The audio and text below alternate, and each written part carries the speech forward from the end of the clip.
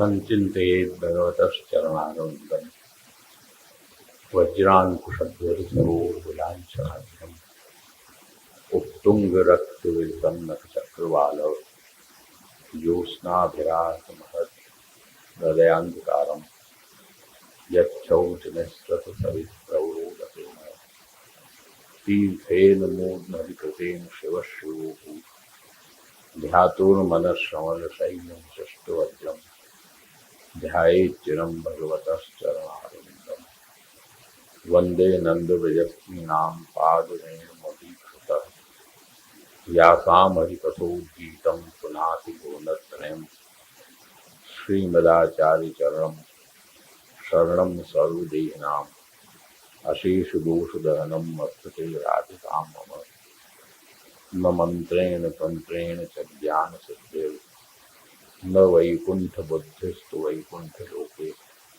रतिर्विठ्ठलेशे मतिर्विठ्ठलेशे सदा वल्लभ।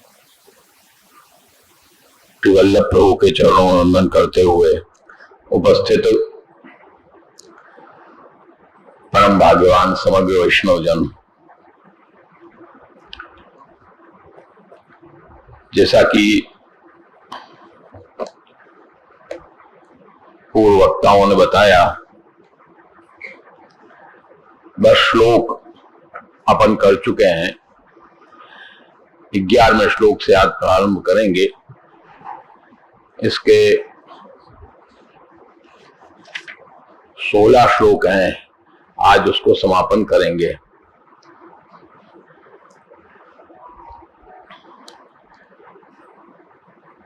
एकादश श्लोक में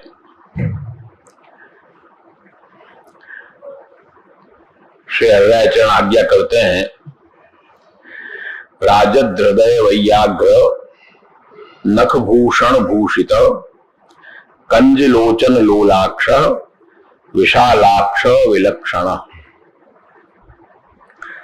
राजद हृदय वैयाग्र, सीधा सीधा स्थापन करें तो आपने बगनखा धारण कर रखा है हृदय पर, और नखभूषण भूषित, नखभूषण श्रेहस्त के जो नखभूषण है उससे आप भूषित हैं, और कंजलोचन लोलाक्ष, कमल के समान आपके नेत्र है।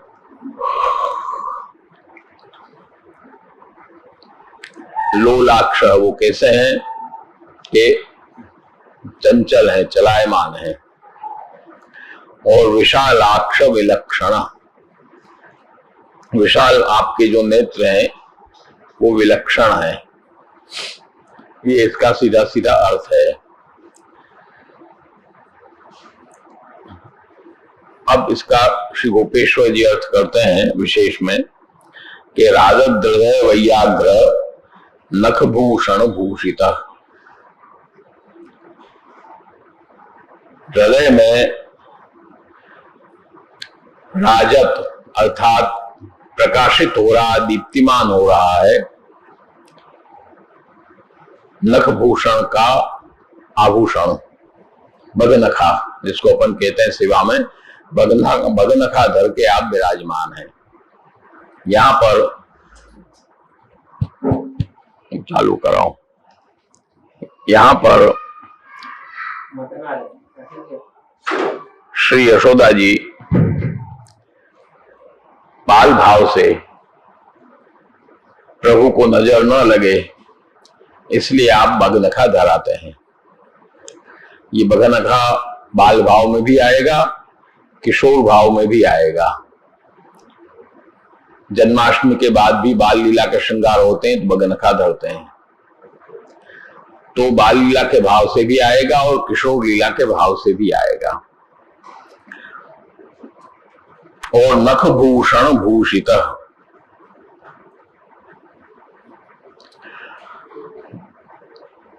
नखभूषण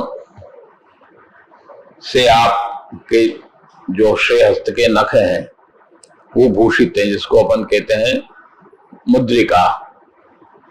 मुद्रिका धरते हैं वो अलग धरते हैं, और नखभूषण धरते हैं वो अलग धरते हैं। श्री जी बाबा के दर्शन करोगे ध्यान से तो मुद्रिका अलग, वाम श्रेयस्थ का दर्शन होता है, दक्षिण श्रेयस्थ का तो दर्शन होता नहीं है।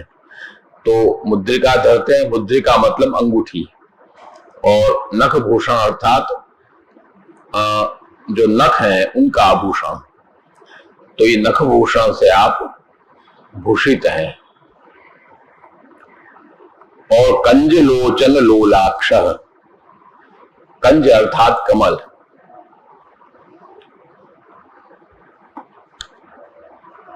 कमल के समान आपके नेत्र हैं। और कंज का एक अर्थ होता है अमृत, कंज का अर्थ अमृत भी होता है। तो कंज लोचना, अमृत से भरे हुए आपके नेत्र हैं। और कैसे हैं नेत्र के लोलाक्ष, हलते हुए डोलते हुए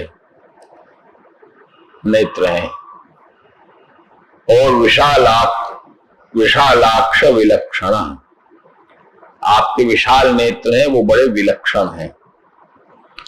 ये जितने भी विशेषण आए हैं ये सब विशेषण कोई न कोई गंभीर तात्पर्य लिए हुए हैं। जैसे बाल लीला के भाव से बगनखा आया, किशोर लीला के भाव से ही बगनखा आया। नखभूषण जो आप धारण करते हैं वो नखभूषण है, वो श्री चंद्रावली जी के भाव से हैं, श्रीहस्त के। क्योंकि चंद्रावली जी का प्रागट्य भी उसी रूप में है।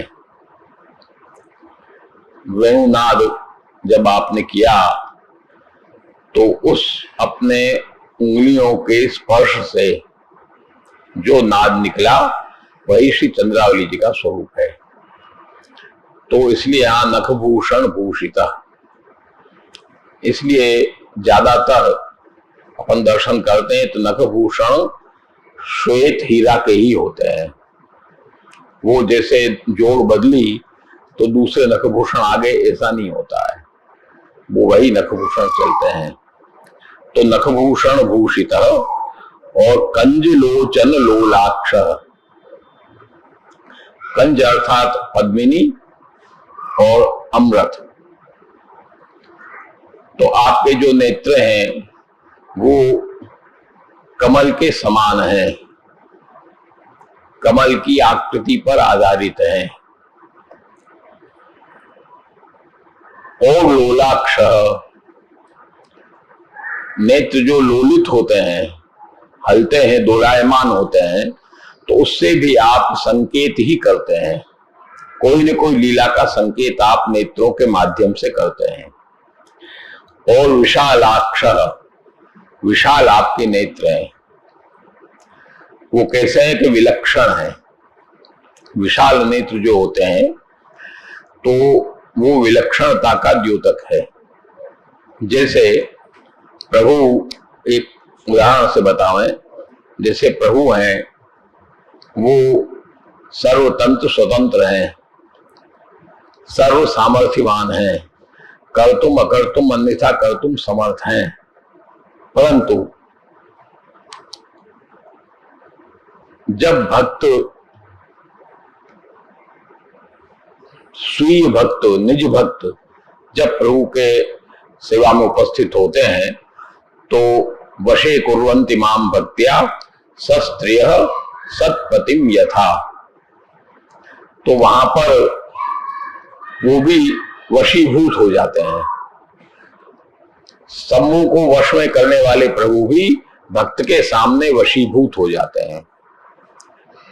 तो यहाँ पर अपने विशाल नेत्रों के माध्यम से विलक्षण संकेत आप ये करते हैं कि भाई सर्व समर्थ, सर्व वशीकर्ता होते हुए भी भक्त के लिए हम उसके वश हो जाते हैं। ये विलक्षण संकेत आप वहां पर देते हैं।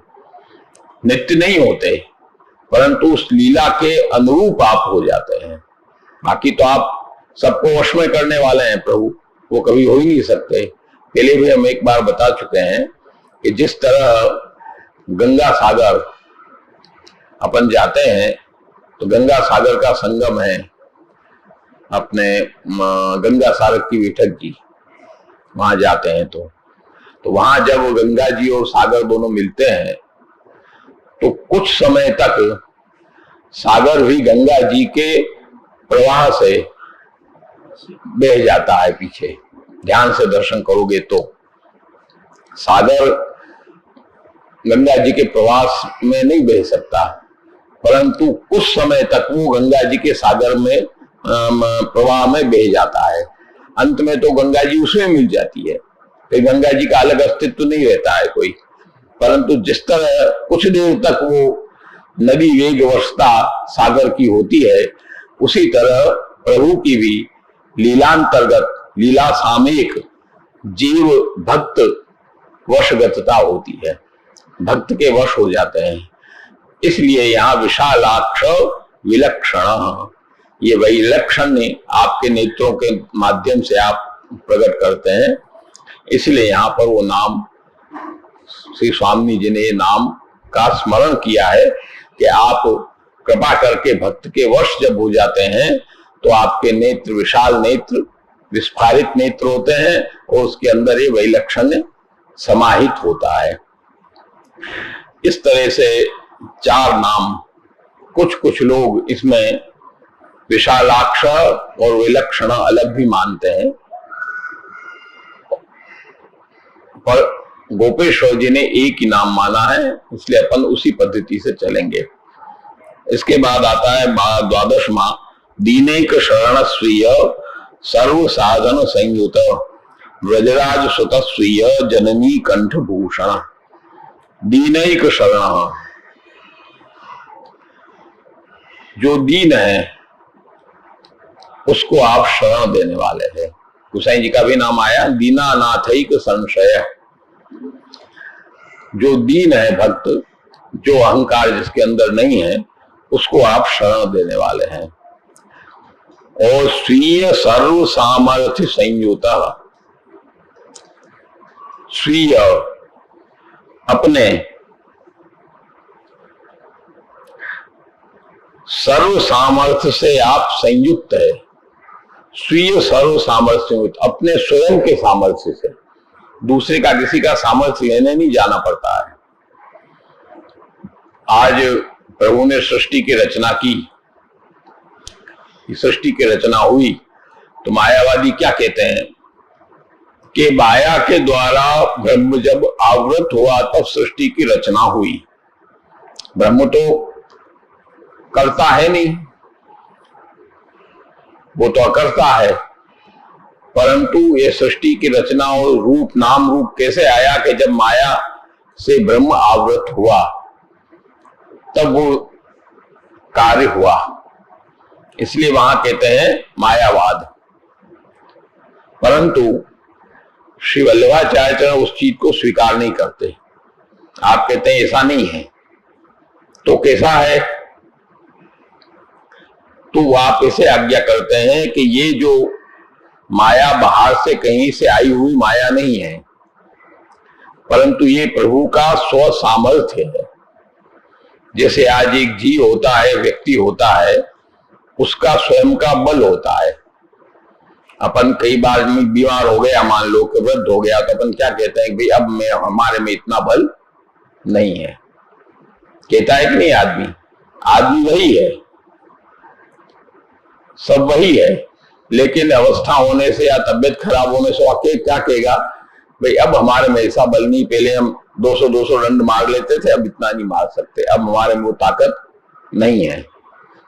तो इसका मतलब ये हुआ कि मनुष्य और शक्ति दोनों एक होते हुए भी उसका अलग से कुछ अस्तित्व है,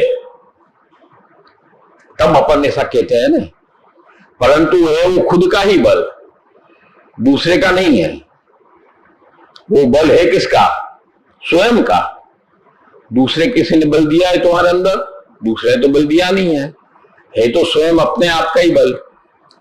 तो इसी तरह से प्रभु जो अपनी स्वीय सामर्थ्य है, अपनी स्वयं अंदर रहने की जो सामर्थ्य, इसलिए वहां भी आया तस्मात् मच्छरणम गोष्ठम मन्नाथम मत परिग्रहम गोपाए स्वात्म योगाय। स्वयं में व्रत आहित गोवर्धन लीला, वहां आया के स्वात्म योगे न, अपने स्वयं के योग से प्रभु ने गिरिराज जी उठाया, रक्षा किया। उनको उठाने की जरूरत क्या थी? वो तो ऐसे ही सोचते तो वर्षा बंद हो जाती। ठाकुर जी तो सोचते, एक प्रभु का भक्त भी सोचता है। वार्ता जी में आता है कि नहीं वर्णन, वैष्णव प्रसाद लेने बैठे रसोई कर रहे थे, वहां बरसात आई। जादवेंद्र दास किसका है, भूल रहे अभी हम नाम। तो उन्होंने बाहर जाकर वर्षा को रोक दिया, वर्षा रुक गई। तो क्या ठाकुर जी ऐसा नहीं कर सकते थे? उनको गिरिराज उठाने की क्या जरूरत थी? ऐसा भी कर सकते थे, परंतु ऐसा नहीं किया आपने। क्योंकि वहां उसका कारण अलग है, वो हेतुक शास्त्र है।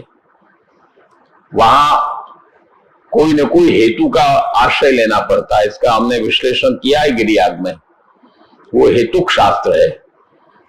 वहां पर इंद्र की पूजा क्यों होती थी? इंद्र की पूजा क्यों होती थी थोड़े में बता दें।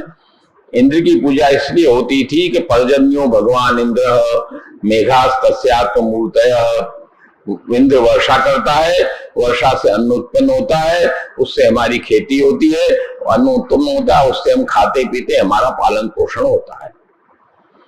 तो ये हेतु है, इसलिए इंद्र की हम पूजा करते हैं। तुमको के अंदर से भाव आया इंद्र की पूजा करते हो, ऐसा नहीं है। आज लोग भटकते हैं जगह जगह, उसके दर्शन करो, इसके करो, इसके करो, हनुमान जी के करो, इसके करो। क्यों करते हैं भाई? हमारे शनि है, किसी के मंगल है, किसी के क्या है, किसी के क्या कष्ट है, इसलिए हम दर्शन करने जा रहे हैं। यही हो रहा ना, हेतु है ना, वहां हेतु है। कोई ना कोई हेतु से तुम जा रहे हो, तुम्हारे अंदर भाव उत्पन्न नहीं हुआ है कि तुम्हारी उसके प्रति समर्पण नहीं है, तुम्हारा तो हेतु है। हमको उसका निराकरण करना है, इसलिए हम जा रहे हैं। बाकी हनुमान जी से तुमको क्या लेना देना, देवी देवताओं से क्या लेना देना? आजकल ये स्थिति है सब, तो वो नहीं है। तो यहां अपने यहां पुष्ट मार्ग में वो चीज नहीं है, परंतु यहां पर इंद्र को कारण से, हेतु से ब्रजवासी उसकी पूजा कर रहे थे। तो उनके ब्रजवासियों को उसके अंदर का आश्रय हटा करके प्रभु में निरोध सिद्ध करना था। इसलिए यहां पर भी आपने हेतु गिरिराज जी को बनाया कि गिरिराज जी तुम्हारी रक्षा करेंगे। इसलिए तो अपने संप्रदाय में कोई लौकिक कामना, वैदिक कामना होती है तो श्री गिरिराज जी, यमुना जी, और दूसरा नहीं, ठाकुर जी नहीं, वहां नहीं होता है सब। तो गिरिराज जी को हेतु बनाकर आपने गिरिराज जी को उठाया, इसलिए सीधे सीधे बरसात को नहीं रोका, गिरिराज जी को उठा करके बरसात को रोका। इसलिए उन सबका आश्रय और दृढ़ता गिरिराज जी के अंदर बने, ब्रज की रक्षा हुई। तो इस तरह से वहां हेतु होता है। तो हेतु शास्त्रित यहां स्वीय, वो अपने स्वयं के बल से उठाया था, किसी बाहर से किसी से बल लेकर के नहीं उठाया था। इसी तरह यहां पर भी स्वीय सर्व सामर्थ्य संयुक्त प्रभु अपने स्वयं के सामर्थ्य से संयुक्त है, युक्त है। और व्रजराज सुत, व्रजराज नंदराय जी उनके पुत्र हैं ठाकुर जी। और स्वीय जननी कंठभूषण, अपनी जो जननी श्री यशोदा जी, उसको प्रभु प्रसन्न होते हैं तब भी, और यशोदा जी प्रसन्न होते हैं तब भी, या यशोदा जी नाराज होते हैं तब भी, उनके कंठ से लिपट के उनको प्रसन्न कर देते हैं। बच्चा भी जब होता है तो कंठ से ही लिपटता है ना माँ के, तो कंठ से लिपट कर उनको प्रसन्न कर देते हैं, खुद भी उस प्रसन्नता को अभिव्यक्त करते हैं। तो जननी कंठ भूषण, जननी के, अपनी यशोदा जी के कंठ के भूषण कौन है? ठाकुर जी, पूर्ण पुरुषोत्तम पर ब्रह्म भगवान श्री कृष्ण। इसलिए वहां कहा अपने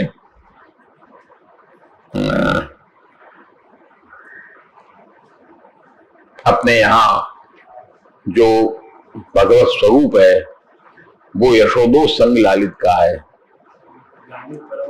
हाँ, यशोदो संग लालित का स्वरूप है। इस तरह से ये 12वां श्लोक संपन्न हुआ। उसके बाद 13वां श्लोक।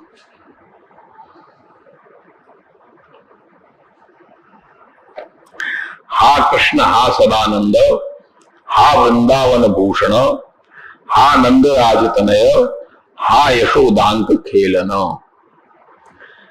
ये जितने विशेषण हैं वो प्रभु के पर ब्रह्मत्व को सिद्ध करने वाले हैं। हा कृष्ण मूल नाम, ठाकुर जी का मूल नाम क्या है? कृष्ण। कशीभूवाचक शब्द नश्च निर्वृति वाचक तयोरैक्यम परब्रह्म कृष्ण इत्यभिधीयते। गोपाल पूर्व तापनी उपनिषद का मंत्र है। कशीभूवाचक शब्द, कृष्ण में दो शब्द आए, क और ष्ण। तो क का अर्थ क्या है? भूवाचक, व्यापक। यो वै भूमा तत्सुखम नाल्पे सुखमस्ति। ये छांदोग्य उपनिषद का सनत कुमार नारद संवाद का भूम विद्या का मंत्र। ब्रह्म ही एकमात्र ऐसा होता है जो व्यापक होता है। हर आदमी, कोई भी जीव ब्रह्म से जरा सी न्यूनता जहां आ गई वो व्यापक नहीं हो सकता। व्यापक तो ब्रह्म ही होता है। आकाश व्यापकम ही, आकाश के समान ब्रह्म व्यापक होता है। आकाश सब जगह है। आकाश कहां नहीं है? आकाश का मतलब क्या है? सब जगह आकाश माने पंच महाभूत में जो आकाश है वो सब जगह जैसे व्याप्त होता है, इसी तरह ब्रह्म भी सब जगह व्याप्त हो जाता है।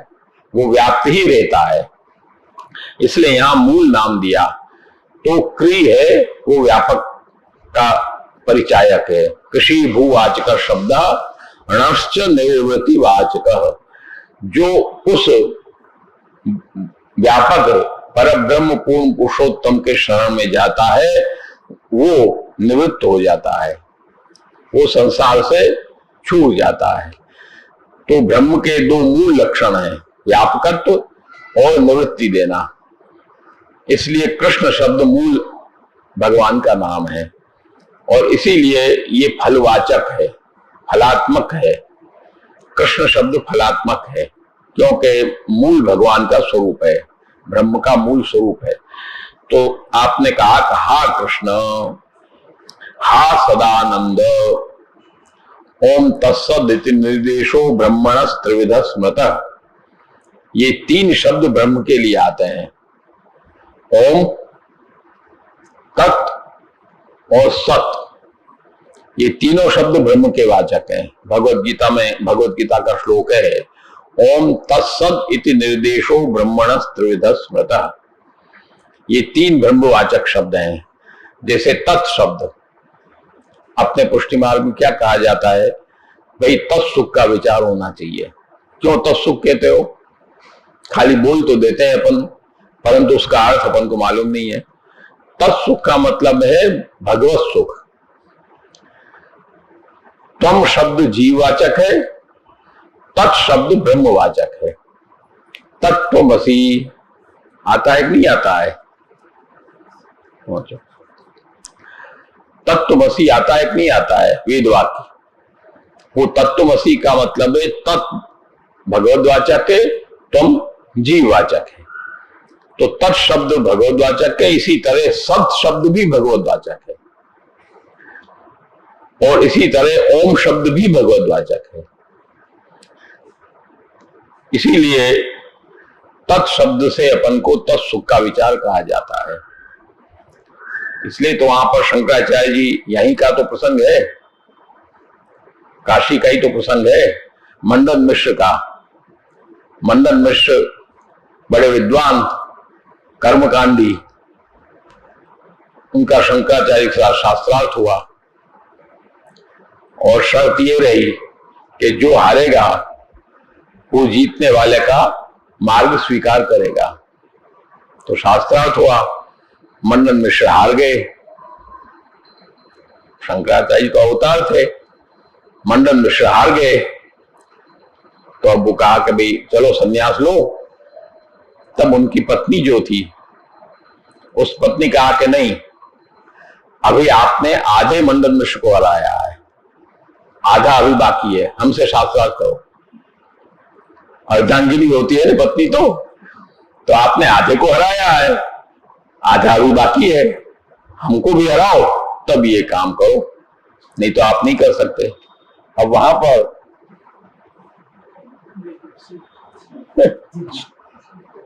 वहां पर शंकराचार्य जी तो स्त्री से संभाषण नहीं करते, तो उन्होंने पीठ फेर के बैठे। अब उन्होंने जब शास्त्र चालू हुआ तो उन्होंने साहित्य शास्त्र का विषय रख दिया, वात्स्यायन शास्त्र का विषय रख दिया बीच में, तो वो तो घबराए, शंकराचार्य जी कहां से जवाब दे पाएंगे उसका। तब उन्होंने कहा कि हमको समय दो, हम समय लेके इस बात का जवाब देंगे। तो समय दिया, हाँ समय दो, आप लो समय, उसकी मना थोड़ी है। तब शंकराचार्य जी गए वापस अपने, और वहां अपने शिष्यों से कहा कि भाई कौन अभी मरणासन्न है, इसकी तपास करो। तो देखा तो एक राजा मरणासन्न था, उन्होंने कहा मरणासन्न है राजा। तब उन्होंने योग के द्वारा अपने जीव को निकाला बाहर शरीर में से। इसका ध्यान रखना, बॉडी का, हमारी बॉडी को सुरक्षित रखना, और वो योग के द्वारा उसमें से प्राणों का उत्कर्षण करके उस राजा के प्राण निकल गए, उसके अंदर अपने प्राणों को समाविष्ट किया। और अचानक राजा फिर जग उठा, सब राजी हो गए राज्य में, ओ चलो राजा का प्राण आ गया, प्राण आ गया।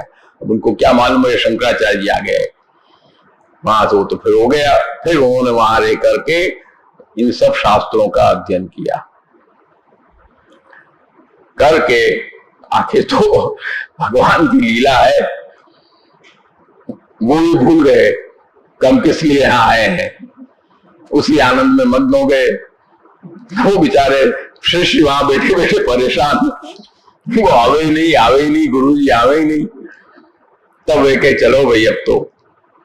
तब वो आए, वहां से 2 शिष्य आए, बाकी वहां रहे 5 शिष्य थे उनके।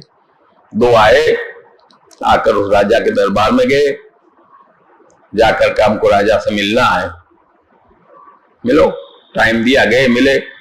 वहां उन्होंने तत्त्वमसि श्रुति का गान किया कि तू ये नहीं है, तू वो है, तत्त्वमसि, तू ये नहीं है जो समझ के बैठा है, तू तो वो है, इसलिए चलो यहां से अब जल्दी।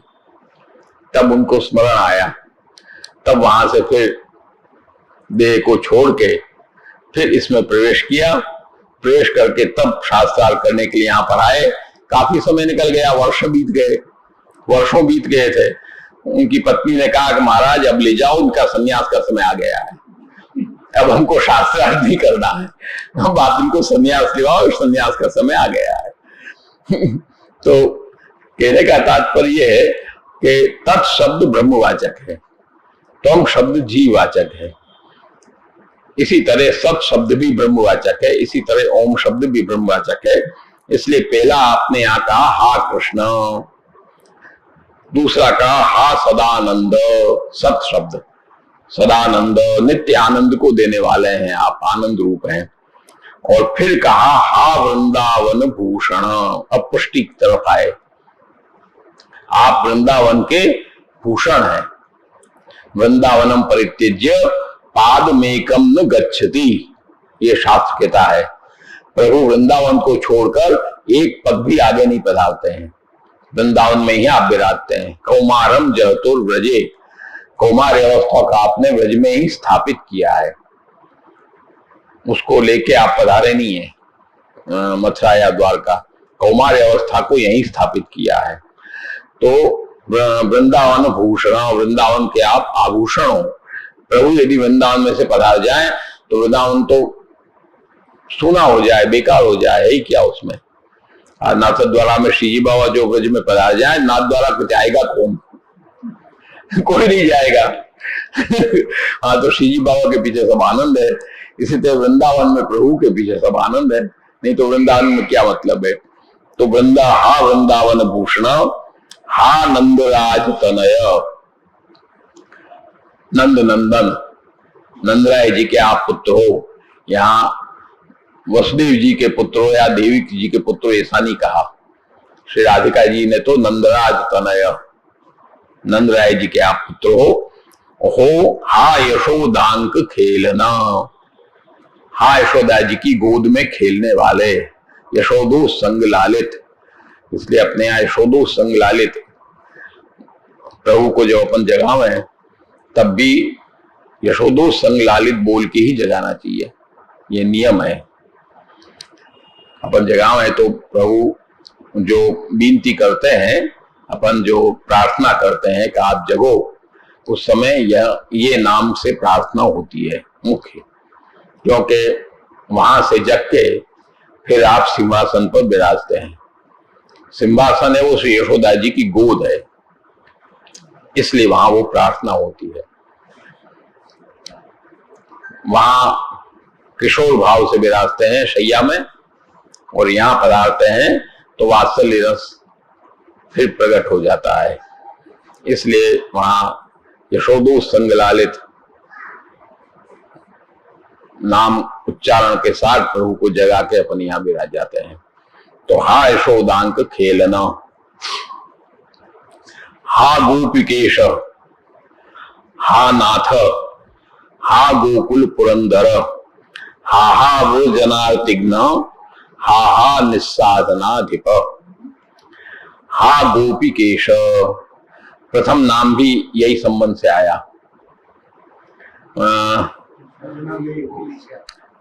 दर्शनम देहि गोपीश, यहां आया हा गोपिकेश, गोपिकाओं के आप ईश्वर हो, उनके स्वामी हो। और हा नाथ, आप हमारे नाथ हो, सच्चे स्वामी आप ही हो हमारे, और दूसरा कोई नहीं है। कहते हैं ना कि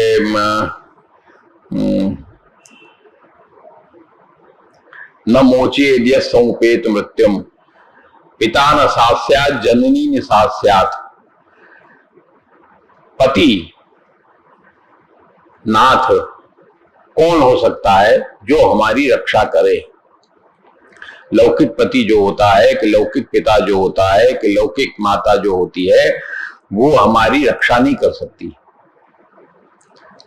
न मोचेद्य समुपेत मृत्युम, हमारी मृत्यु से रक्षा करे। मृत्यु क्या है? मृत्यु क्या है? प्राण निकल जाना तो मृत्यु है ही, पर वस्तुतः ये मृत्यु नहीं है, बात को ध्यान देना। प्रमादम वै मृत्युमहं ब्रवीमि, सदा प्रमादम अमृतत्वम ब्रवीमि। सनत सुजाति के संवाद में आता है, वहां सनत सुजाति को प्रश्न किया गया, राजा ने प्रश्न किया कि मृत्यु क्या है, मृत्यु आप हमको समझाइए, मृत्यु किसको कहते हैं। तो सनत सुजाति ने ये नहीं कहा कि प्राण निकल जाए वो मृत्यु है, उन्होंने कहा कि प्रमादम वही मृत्युमहं ब्रवीमि, प्रमाद है वही मृत्यु है। प्रमाद का मतलब आलस्य, सीधा सीधा अर्थ। जो प्रमाद है, प्रमादी जो व्यक्ति है, वो प्रमाद ही मृत्यु है उसकी, और कुछ नहीं है। सदा प्रमादम, जो अप्रमाद है वही अमृतत्व है, और दूसरा कुछ नहीं है इसमें। हम अपने धर्म के प्रति जब प्रमादी हो जाते हैं, अपने कर्तव्य के प्रति जब हम प्रमादी हो जाते हैं, अपने प्रभु के प्रति जब हम प्रमादी हो जाते हैं, तो हमारी मृत्यु हो गई। फिर हम खाली जिंदा हैं इतना ही है, बाकी मृत्यु, वस्तुतः मृत्यु हमारी हो गई। लौकिक में हम अप्रमादी हो जाते हैं, लौकिक में सक्रिय हो जाते हैं, अलौकिक में निष्क्रिय हो जाते हैं, तो वही हमारी मृत्यु है। तो इसलिए यहां पर हा नाथ, उस प्रमाद से बचाने वाले प्रभु हैं हमारे, और कोई नहीं बचा सकता। उस मृत्यु से तो वही बचा सकते हैं। इसलिए कहा हा नाथ, हा गोकुल पुरंदर, हा गोकुल के इंद्र आप हो। गोवर्धन लीला, वहां इंद्र को मानकर जो पूजन कर रहे थे उनको हटा के आपने अपना इंद्रत्व स्थापित किया, प्रभु इंद्र हुए वहां पर। इसलिए यहां कहा कि हा गोकुल पुरंदर, पुरंदर माने इंद्र, गोकुल के आप पुरंदर हो। इंद्र होता है वो भोक्ता होता है। इंद्र स्वर्ग में क्या करता है? भोगी तो भोगता है। कर्म भूमि तो भारत है, स्वर्ग कर्म भूमि नहीं है। तो आप हमारे गोकुल के भोक्ता हो, आप इंद्र हो। हाहा व्रज जनार्तिघ्न, व्रज जनों की आरती को नष्ट करने वाले हो। गोवर्धन लीला में भी और रास लीला में भी और बाल लीला में भी व्रज जनों को जो आरती थी प्रभु से मिलन की, दंडकारण्य में है। दंडकारण्य में भगवान राम के समय जो उनको आरती थी, वो आरती यहां आकर के निवृत्त हुई, वहां निवृत्त नहीं हो पाई। इसलिए आपने वहां ये कहा कि काल की प्रतीक्षा करो। व्रजे गोप्यो भविष्यथ, आप ब्रज में जब गोपिकाएं होंगी तब ये कार्य होगा। तो व्रज जनार्तिघ्न, व्रज जनों की आरती को नष्ट करने वाले हैं। व्रज में आप पधारे, प्रकट हुए, इसलिए तो आता है व्रज भयो महर के पूत, जब यह बात सुनी आनंदे सब लोग, गोकुल ध्वनि ध्वनि गणक मुनि। और वहां पर सब ब्रजभक्तें दौड़ कर आई और दौड़ कर आके पहले चरणारविंद में पड़ी। क्या है तो वो क्या है? नहीं, क्या है? क्या है बब्बू?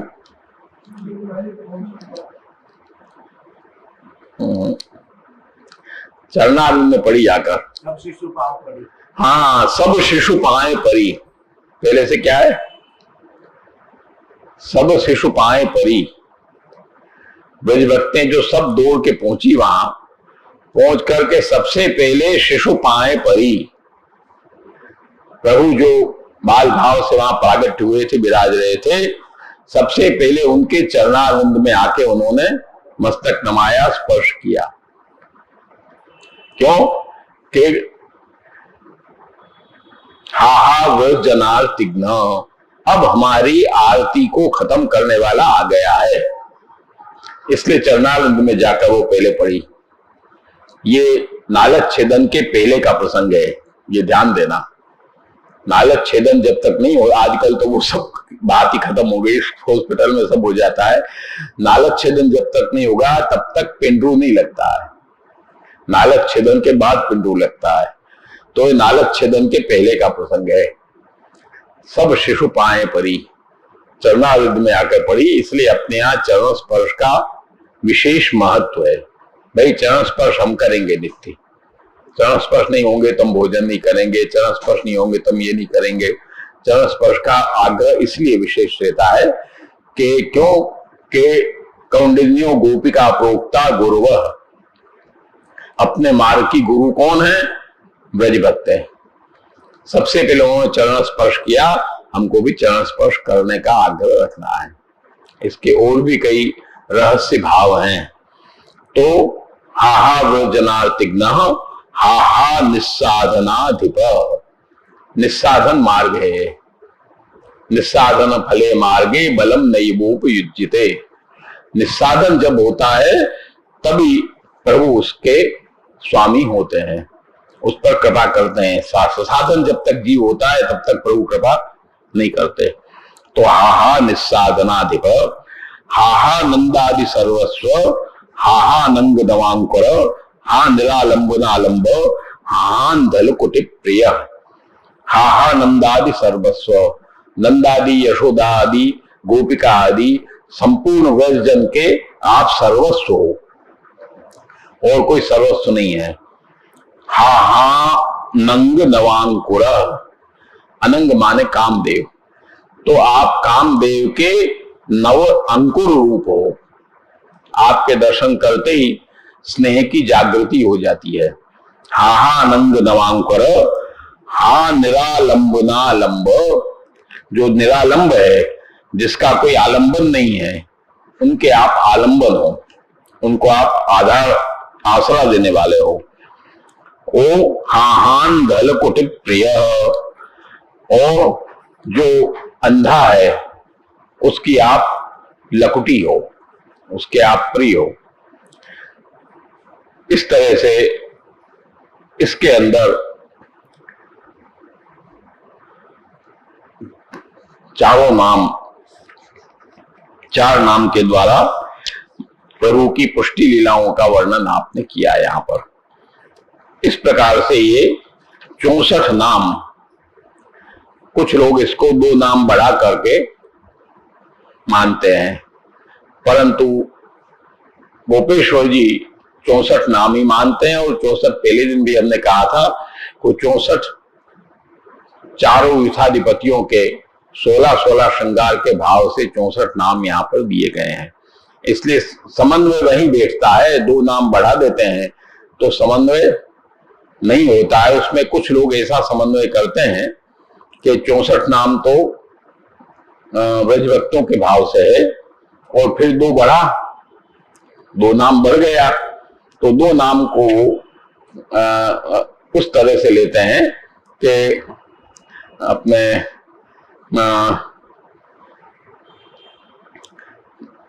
दुख निवृत्ति और सुख की प्राप्ति, विप्रयोग की निवृत्ति और भगवत संयोग की प्राप्ति, 2 नाम यूं लेते हैं। ऐसे समन्वय बैठाते हैं, पर वो समन्वय इतना सटीक नहीं लगता है हमको, हमारी दृष्टि से ये समन्वय सही लगता है 64 नाम का। और गोपेश्वर जी ने भी वही स्वीकार किया, तो अपन को भी वही करना है। इसके बाद समापन का श्लोक है, एवं विधानि सततम जल्पितानि मुहुर्मुहुः अवगत्यच भावेन भावनीयान्यहर्निशम्। एवं विधानि, इस प्रकार के जो 16 नाम चारों युथाधिपतियों के भाव से जो बताए गए हैं, उनको सततम जल्पितानि, सतत उनका जल्पन करो, सतत उनको बोलते रहो। और कैसे कि मुहुर्मुहुः पौन पुण्य न, इसमें सततम भी कहा और मुहुर्मुहुः भी कहा। इसका कारण यह है कि सतत यदि तुम नाम लेते ही रहोगे, लेते ही रहोगे, लेते ही रहोगे, तो एक ही दल हुआ उसमें। यहां दोनों दल हैं। जैसे आज तुम चाय पीते हो, एक लौकिक दृष्टांत से बतावे, लगभग सब चाय पीते हैं। चाय पीते हो तो चाय तुम एक तो लेके गदगद गदगद गदगद गदगद पी जाओ, और एक चुस्की ले लेके पियो। किसमें ज्यादा मजा आता है बताओ? किसमें ज्यादा मजा आता है? चुस्की ले लेके पीने में मजा आता है ना। तो सतत चाय पान करो, पर उस मुहुर्मुहुः, उसकी चुस्की ले लेके, भगवान नाम भी हमको जो लेना है वो सतत उसका जल्पन करना है, परंतु वो चुस्की ले लेके, चुस्की लिया फिर उसको छोड़ा, फिर चुस्की लिया, तो उच्चारण किया, फिर स्मरण किया, फिर उच्चारण किया, फिर स्मरण किया। इस तरह से उसको हमको भगवत नाम को, इसलिए आपने यहां 2 शब्द दिए हैं। एवं विधानी, इस प्रकार से श्री राधिका जी के भाव से, श्री महाप्रभु जी के भाव से, सततम जल्पितानि, सतत जो जल्पित नाम है प्रभु के, ये 64 नाम, उनको मुहुः मुहुः बार बार उसका जलपन करो, उसका उच्चारण करो, और खाए उच्चारण ही नहीं करना है, परंतु अवगत्य च भावेन, भावेन अवगत्य, श्री राधिका जी के भाव से, श्री गोपी जनों के भाव से, श्री महाप्रभु जी के भाव से, श्री गुसाई जी के भाव से अवगत्य, उनको जान करके अंदर, उन्होंने खाली भरभर भरभर भरभर भरभर बोलते चले जाए, पर खाली उच्चारण मात्र नहीं करना है, भाव के द्वारा उसके भाव को अवगत्य समझकर, 64 नाम के जितने भाव हैं उनको समझते हुए, भावनीयानी अहर्निशम, उनको समझते हुए, उनके भाव को समझ करके अहर्निश, रात्रि दिन उनका हृदय में भावन करना है। वो हृदय में हमारे भावन बराबर होता रहेगा, तब हमको वो वस्तु जो पहले बताया एकादश शिक्षा पत्र में, वो वस्तु हमको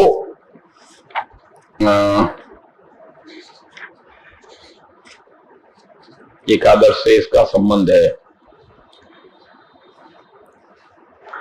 ततएव कृतार्थत्वं निश्चय क्रियताम हृदि आसुरत्वं निश्चयम् मन्यत साम्यवादिषु। हाँ, गुणगानम तथा दुख भावनम दैन्यमेव च, जो 4 चीज बताई, तथा त्याग सिद्ध दश कृत्तिमेतत् चतुष्टयम्, उसमें गुणगान कैसे करना है? गुणगानम भागवतात सेव्या दुख भावनम, भगवत सेवा से दुख का भावन करना है। तद दैन्य भाव दैन्यम त्यागो विरह भावत, तद दैन्य भाव दैन्यम, ब्रज भक्तों के भाव से ही दैन्य करना है, और त्याग विरह भाव से त्याग करना है। ये जो 4 चीजें पहले बताई गई शिक्षा पत्र में, उनकी सफलता जब होगी कि तब हम एवं विधान सततम जल्पितानि मुहुर्मुहु अवगत्य च भावेन भावनीयान्यहर्निशम। इस प्रकार ये 12 शिक्षा पत्र के 64 नाम आज अपने संपन्न हुए। इत श्री हरिराय जी कृतम 12 शिक्षा पत्रम श्री गोपेश्वर जी कृत ब्रजभाषा टीका समेतम समाप्तम।